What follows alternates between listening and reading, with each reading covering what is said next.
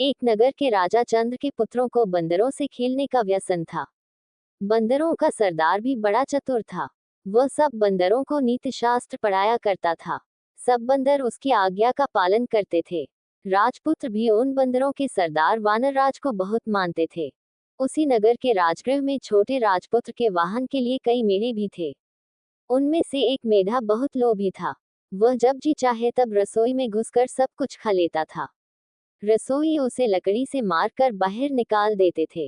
वानरराज ने जब ये कलह देखा तो वह चिंतित हो गया।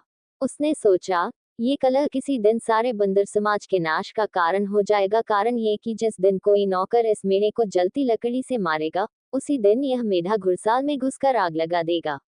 इससे कई घोड़े जल जाएंगे।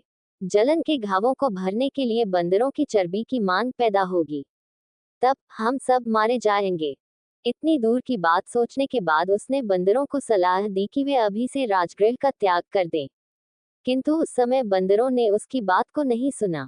राजगृह में उन्हें मीठे मीठे फल मिलते थे। उन्हें छोड़कर वे कैसे जाते। उन्होंने वानरराज से कहा कि बुढ़ापे के कारण तुम्हारी बुद्धि मंद पड़ गई है। हम राजपुत्र के प्रेम व्यवहार और अमृत समान मीठे फलों को छोड़कर जंगल में नहीं जाएंगे। वानरराज ने आंखों में आंसू भर कर कहा, मूर्खों, तुम इस लोभ का परिणाम नहीं जानते। ये सुख तुम्हें बहुत महंगा पड़ेगा। ये कहकर वानरराज स्वयं राजगृह छोड़कर वन में चला गया। उसके जाने के बाद एक दिन वही बात हो गई जिससे वानरराज ने वानरों को सावधान किया था। एक लोभी मेढ़ा जब रसोई में गया तो नौकर ने जलती लकड़ी उस पर फेंकी। मेढ़े के बाल जलने लगे। वहां से भागकर वह अश्वशाला में घुस गया। उसकी चिनगारियों से अश्वशाला भी जल गई। कुछ घोड़े आग से जलकर वहीं मर गए। कुछ रस्सी तुड़ाकर शाला से भाग गए। तब राजा ने पशु चिकित्सा में कुशल वैद्यों को बुलाया और उन्हें आग से जले घोड़ों की चिकित्सा करने के लिए कहा। वैद्यों ने आयुर्वेद शास्त्र देखकर सलाह दी कि जले घावों पर बंदरों की चर्बी की मरहम बनाकर लगाई जाए। राजा ने मरहम बनाने के लिए सब बंदरों को मारने की आज्ञा दी। सिपाहियों ने सब बंदरों को पकड़कर लाठियों और पत्थरों से मार दिया। वानरराज को जब अपने वंशक्षय का समाचार मिला तो वह बहुत दुखी हुआ। उसके मन में राजा से बदला लेने की आग भड़क उठी। दिन रात वह इसी चिंता में घुलने लगा। आखिर उसे एक वन में ऐसा तालाब मिला जिसके किनारे मनुष्यों के पदचिन्ह थे। उन चिन्हों से मालूम होता था कि इस तालाब में जितने मनुष्य गए सब मर गए, कोई वापस नहीं आया। वह समझ गया कि यहाँ अवश्य कोई नरभक्षी मगरमच्छ है। उसका पता लगाने के लिए उसने एक उपाय किया। कमल नाल लेकर उसका एक सिरा उसने तालाब में डाला और दूसरे सिरे को मुख में लगाकर पानी पीना शुरू कर दिया। थोड़ी देर में उसके सामने ही तालाब में से एक कंठहार धारण किए हुए मगरमच्छ निकला। उसने कहा, इस तालाब में पानी पीने के लिए आकर कोई वापस नहीं गया। तूने कमलनाल द्वारा पानी पीने का उपाय करके विलक्षण बुद्धि का परिचय दिया है। मैं तेरी प्रतिभा पर प्रसन्न हूँ। तू जो वर मांगेगा मैं दूंगा। कोई सा एक वर मांग ले। वानरराज ने पूछा, मगरराज, तुम्हारी भक्षण शक्ति कितनी है? मगरराज, जल में मैं सैकड़ों सहस्त्रों पशु या मनुष्यों को खा सकता हूँ, भूमि पर एक गिद्ध भी नहीं। वानरराज, एक राजा से मेरा वैर है।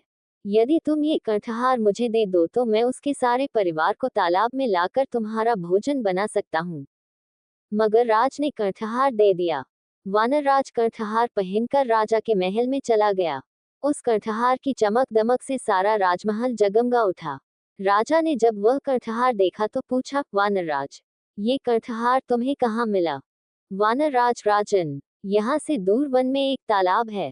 वहाँ रविवार के दिन सुबह के समय जो गोता लगाएगा उसे वह कंठहार मिल जाएगा। राजा ने इच्छा प्रकट की कि वह भी समस्त परिवार तथा दरबारियों समेत उस तालाब में जाकर स्नान करेगा, जिससे सबको एक एक कंठहार की प्राप्ति हो जाएगी। निश्चित दिन राजा समेत सभी लोग वानरराज के साथ तालाब पर पहुंच गए। किसी को यह न सूझा कि ऐसा कभी संभव नहीं हो सकता। तृष्णा सबको अंधा बना देती है। सैकड़ों वाला हजारों चाहता है, हजारों वाला लाखों की तृष्णा रखता है, लक्षपति करोड़पति बनने की धुन में लगा रहता है। मनुष्य का शरीर जराजीर्ण हो जाता है, लेकिन तृष्णा सदा जवान रहती है।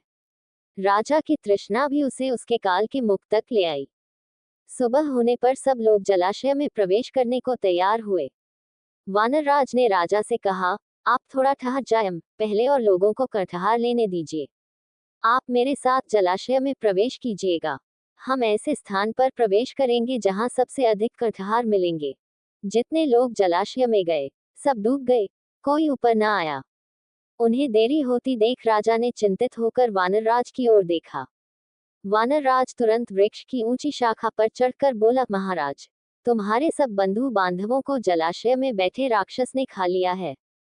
तुमने मेरे कुल का नाश किया था, मैंने तुम्हारा कुल नष्ट कर दिया। मुझे बदला लेना था, ले लिया। जाओ, राजमहल को वापस चले जाओ। राजा क्रोध से पागल हो रहा था, किंतु अब कोई उपाय नहीं था।